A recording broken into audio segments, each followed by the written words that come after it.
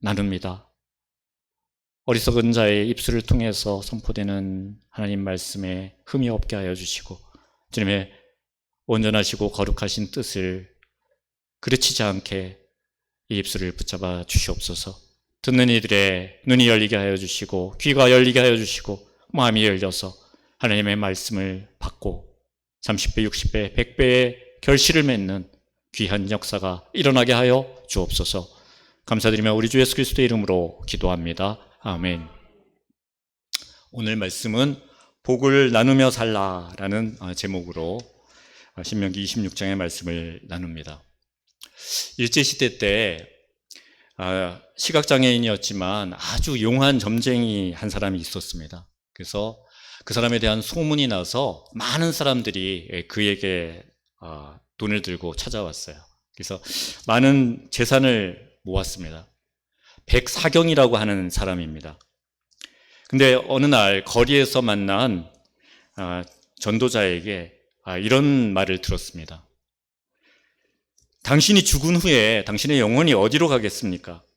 당신 후손이 당신이 거짓으로 점을 쳐서 돈을 벌고 그것으로 살아가며 그것 나중에 저주를 받게 되면 어찌하려고 합니까?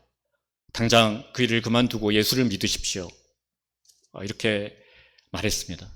그 말을 들은 이후로 그는 그 책망이 자꾸만 귓가에 맴돌아서 잠을 잘 이루지 못했다고 합니다.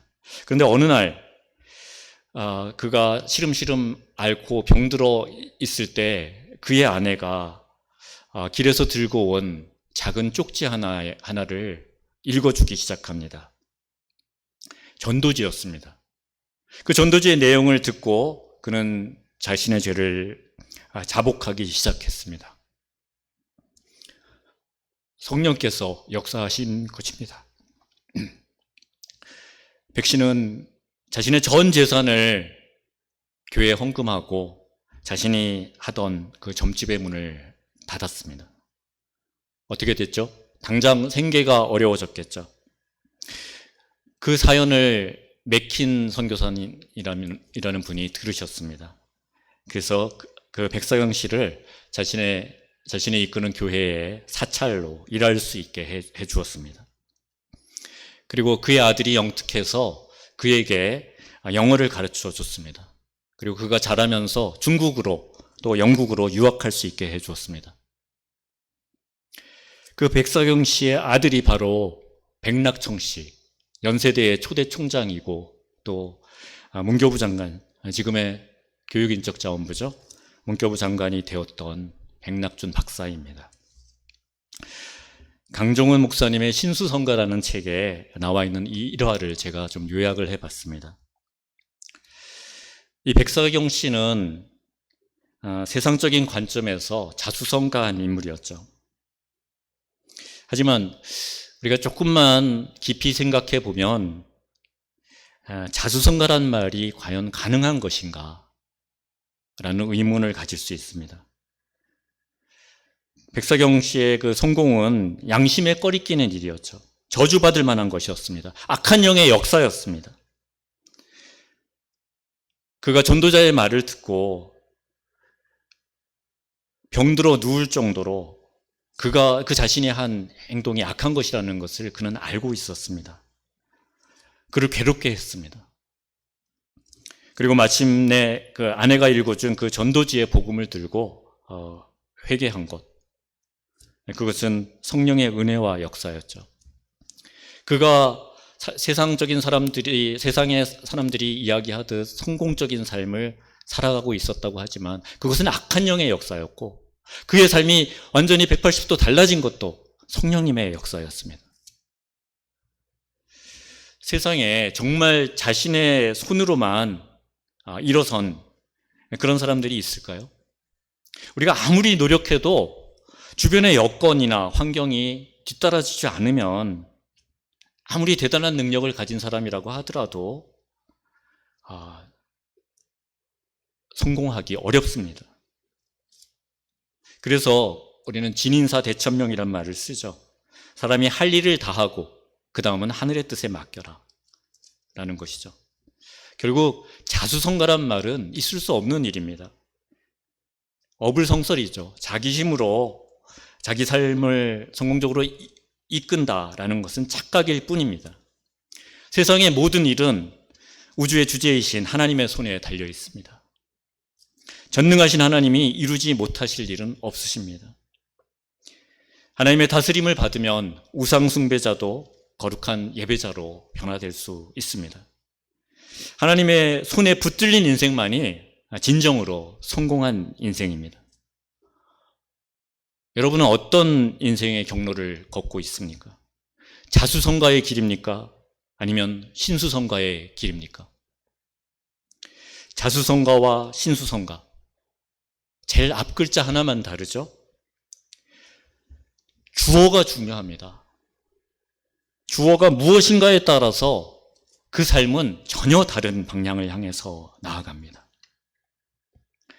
세상은 자수성가를 위대하게 여기고 그 길로 가라고 사람들을 부추깁니다. 그렇지만 온 우주의 주인이 하나님이심을 믿는 우리는, 우리 생명이 하나님께서부터 나왔고 하나님께서 거두어 가시는 것이라는 것을 잘 아는 우리는 오직 하나님을 믿고 따르는 신수성가의 삶을 향해서 나아갑니다. 신수성가, 어떻게 하면 우리가 이룰 수 있을까요? 가장 먼저 오늘 말씀에서 2절, 3절의 말씀을 살펴보면 내 모든 것이 하나님의 소유라는 것을 인정하는 삶에서부터 시작된다라고 가르쳐주고 있습니다. 2절, 3절에서 하나님은 이스라엘 백성에게 소산의 만물을 바치라고 말씀하십니다. 만물이라는 것은 가장 처음 거둔 것을 의미하죠. 처음 거둔 곡식 또는 처음 거둔 과일을 가리키는 것입니다. 그것은 이후에 거두는 모든 것들을 대표하는 의미를 가지고 있습니다. 따라서 소산의 만물을 드리는 것은 그 밭에서 나는 모든 것이 하나님의 소유라는 것을 인정하는 것입니다. 더 나아가서 그 소산을 낳은 그 밭 자체가 하나님께 속한 것이라는, 하나님의 소유라는 것을 인정하는 것입니다. 결국 만물을 드리라고 명령하신 것은 우리의 모든 소유를 하나님의 것으로 인정하라는 말입니다. 오늘 우리에게도 이런 고백이 필요할 줄로 믿습니다. 사실 우리가 가진 것 중에서 하나님 주시지 않은 것은 하나도 없죠. 로마서 11장 36절 앞부분은 이렇게 고백합니다. 이는 만물이 주에게서 나오고 주로 말미암고 주에게로 돌아감이라. 그러므로 우리는 언제나 우리의 모든 소유가 하나님의 것임을 인정하면서 하나님께 만물을 드려야 합니다. 쓰고 남은 것이 아니라 나에게 가장 귀한 것, 그것을 구별하여서 하나님께 드려야 하는 것입니다. 근데 모세는 이스라엘 백성이 소산의 만물을 가지고 나오는 것을 넘어서서 한 가지 중요한 고백을 하도록 명령했습니다. 3절 말씀이죠. 내가 여호와께서 우리에게 주시겠다고 우리 조상들에게 맹세하신 땅에 이르렀나이다. 이스라엘 백성들은 이렇게 하나님 앞에 고백해야 했습니다. 이 고백에서 우리가 붙잡아야 될 두 가지 중요한 포인트가 있습니다. 첫째는 하나님이 이스라엘 조상들에게 약속하신 중요한 약속을 지키셨다는 것이죠. 하나님은 언제나 신실하게 그 약속을 이행하시는 분이라는 것입니다. 둘째는 이스라엘 백성을 약속하신 그 풍요한 땅으로 이끄신 분이 바로 그 하나님이라는 사실입니다. 하나님은 애굽의 노예로 시달리던 이스라엘 백성들을 긍휼히 여겨주셨습니다.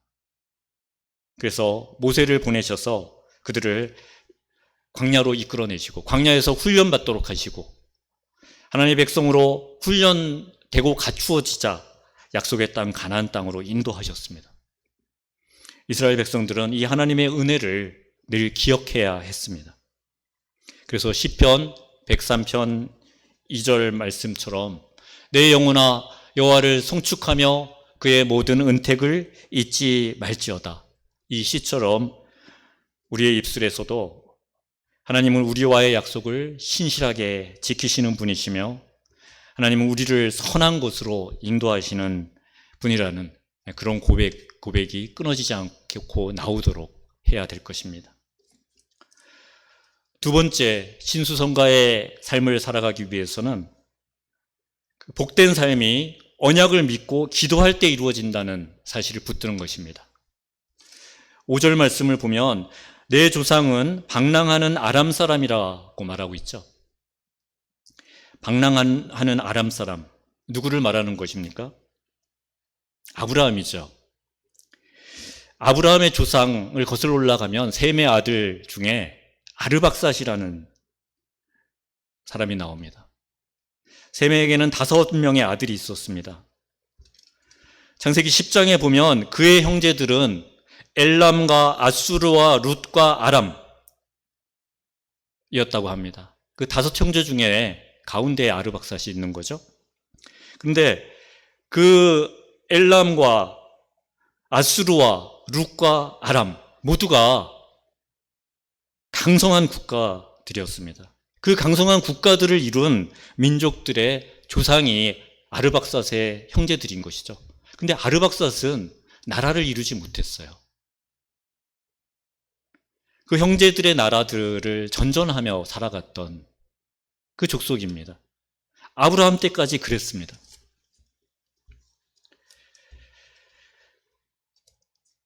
그런데 이 아르박삿의 후손들, 그래서 떠돌이, 또 강을 건너온 자, 그래서 히브리족이라고 하죠. 그 방랑자들 중에서 하나님은 아브라함 한 사람을 주목하여 보시고 그를 선택하셨습니다. 그래서 창세기 12장 보면 아브라함을 불러서 내가 너로 큰 민족을 이루고 내게 복을 주어 내 이름을 창대하게 하리라 라고 약속하셨습니다. 그 약속대로 아브라함의 손자인 야곱, 그 야곱의 가정은 소수였지만 애굽으로 건너가서 그 애굽에서 강하고 번성한 민족을 400년 만에 이룬 것이죠. 요셉에 의해서 그 아버지 야곱의 모든 식구들이 이집트로 이주해 갈 당시에 요셉의 식구들을 빼고 야곱의 식구들은 70명밖에 되지 않았습니다. 그런데 그들이 400년 만에 200만 명 이상이 되는 큰 민족으로 불어난 것이죠. 애굽의 바로가 우려할 만큼 아주 크고 강하고 번성한 민족을 이루었던 것입니다. 누가 이루신 것이죠? 하나님께서 약속하시고 하나님께서 이루신 것입니다. 이렇게 누구든지 하나님의 능력의 손에 붙잡히면 극적으로 바뀔 수 있는 것입니다. 요셉이 그랬고 다윗이 그랬고 다니엘 그랬고 모두가 하나님의 손에 붙잡힌 대표적인 인물들이죠. 그렇다면 신수성가의 삶을 살아가기 위해서는 우리도 우리의 삶을 하나님의 손에 온전히 맡겨드려야 하는 것입니다. 하나님이 우리의 인생을 주도하고 이끄실 때 우리의 삶이 변화될 수 있는 것입니다. 번성하는 이스라엘이 그들을 두려워하는 바로에 의해서 출산 제한 정책으로 인해서 아들을 낳자마자 빼돌리려고 하는 그런 음모가 있었지만 하나님의 은혜로 그것을 피할 수 있었습니다. 그러자 가혹한 노역에 내몰아서 그들을 힘들게 했죠. 그 학대에 이스라엘 백성들이 부르짖을 때 하나님은 그들을 애굽에서 인도해 내시고 젖과 꿀이 흐르는 땅으로 인도해 주셨습니다. 이스라엘이 애굽에서 학대받았던 시절은 참으로 혹독한 세월이었죠. 이스라엘 백성들의 입장에서는 다시 기억하고 싶지 않은 그런 시간일 것입니다. 그렇지만 그 시간과 그 시절을 기억해야만 하는 이유가 있습니다. 어떻게 그 압제와 고통에서 벗어날 수 있었는지 그것이 너무나 중요하기 때문입니다. 어떻게 그 고통의 세월에서 해방될 수가 있었죠? 여기서 우리는 이스라엘 백성들이 한 일과 하나님께서 이루신 일을 함께 보아야 합니다.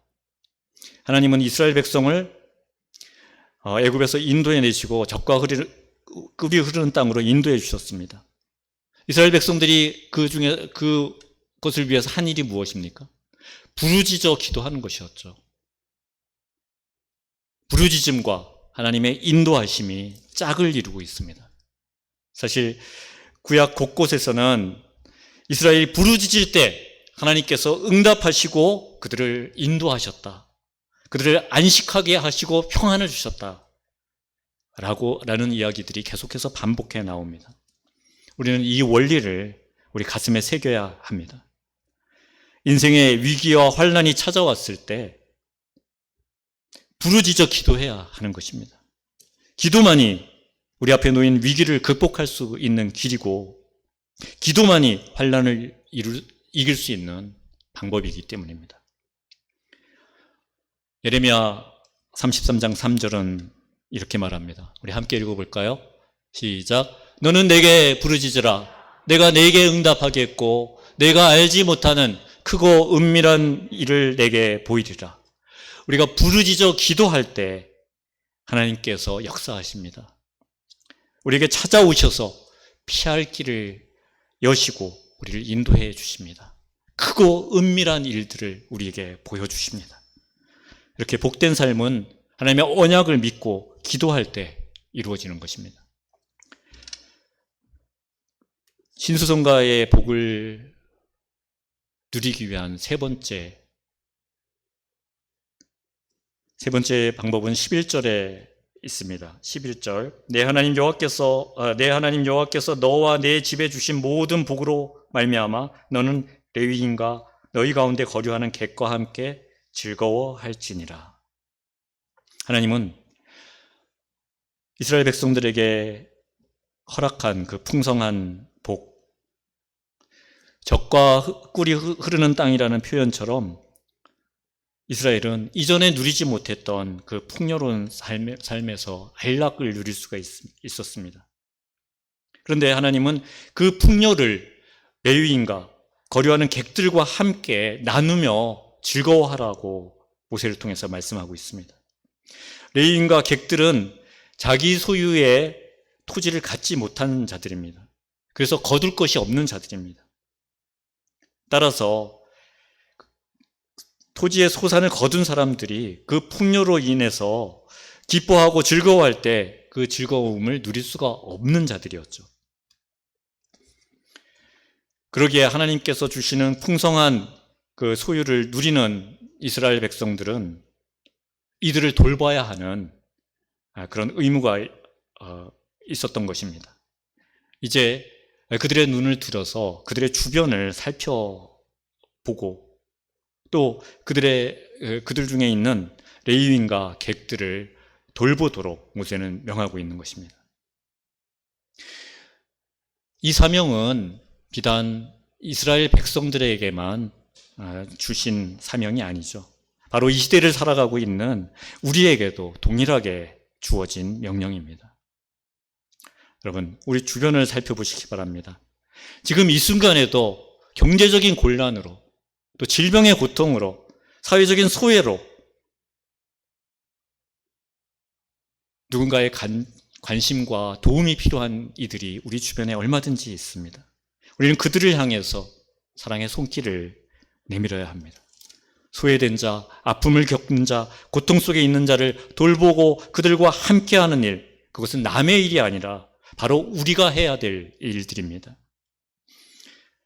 야고보서 2장 8절은 너희가 만일 성경에 기록된 대로 내 이웃 사랑하기를 내 몸과 같이 하라 하신 최고의 법을 지키며 잘하는 것이거니와 이렇게 말합니다. 그 일은 하나님이 우리에게 명령한 최고의 법에 해당하는 일입니다. 그 최고의 법이 이웃사랑을 행하는 것이라는 것입니다. 그렇다면 여러분, 이웃사랑 그것이 무엇입니까? 내게 주신 복, 내가 누리고 있는 복을 나 혼자 움켜쥐지 말고 팔을 뻗어서 그들과 나누라는 것이죠.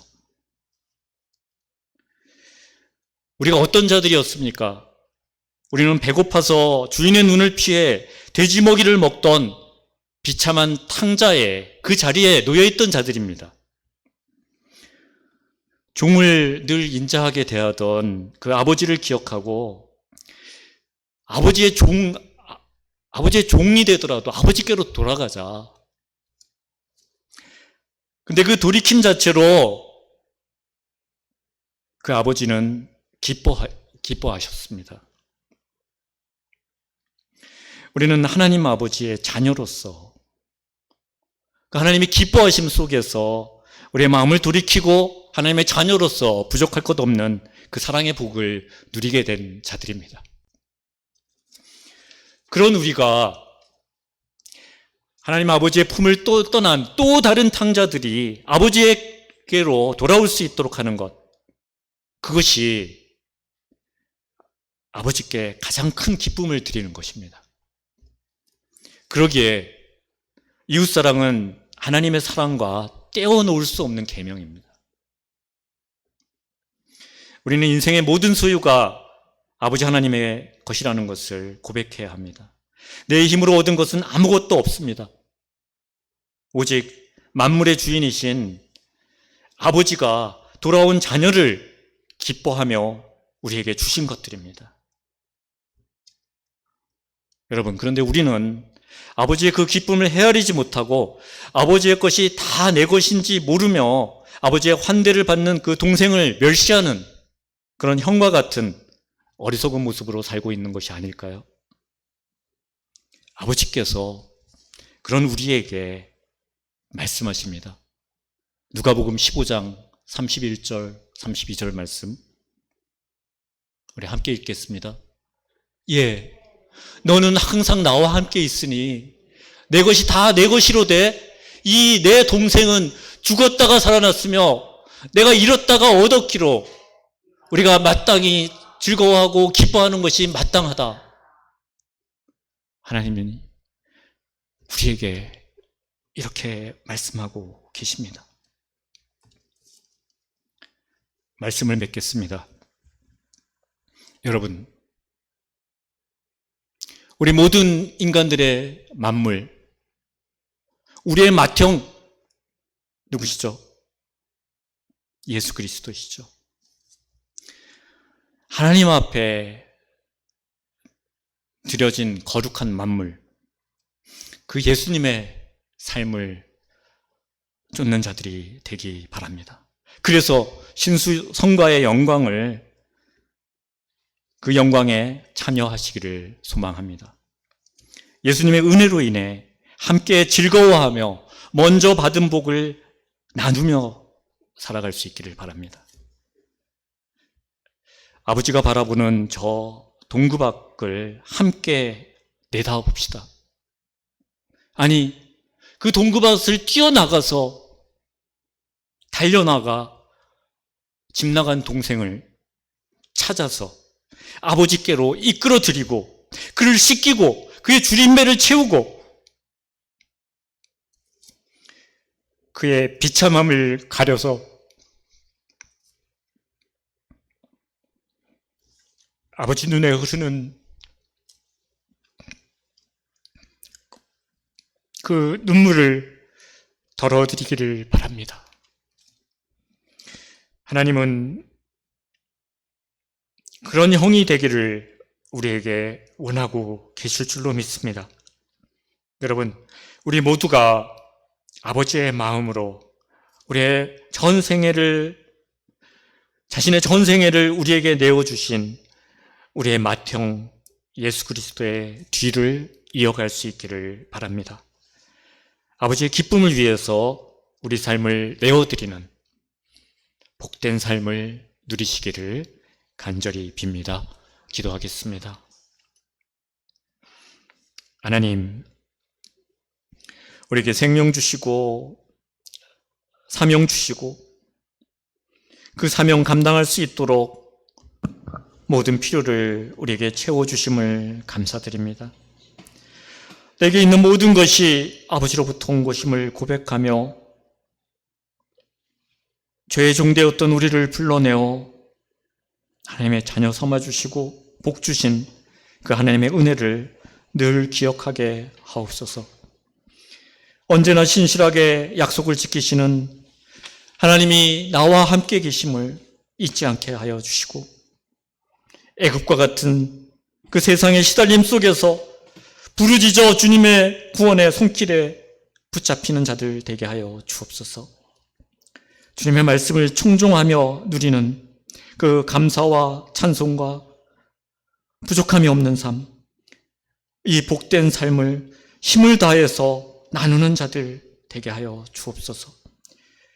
아버지를 기쁘게 해드리는 그 큰 복을 날마다 더해가며 주님이 이 세상을 향해 베푸시는 그 복의 통로로 우리 모두가 사용되게 하여 주시옵소서. 예수 그리스도의 이름으로 간절히 기도합니다. 아멘.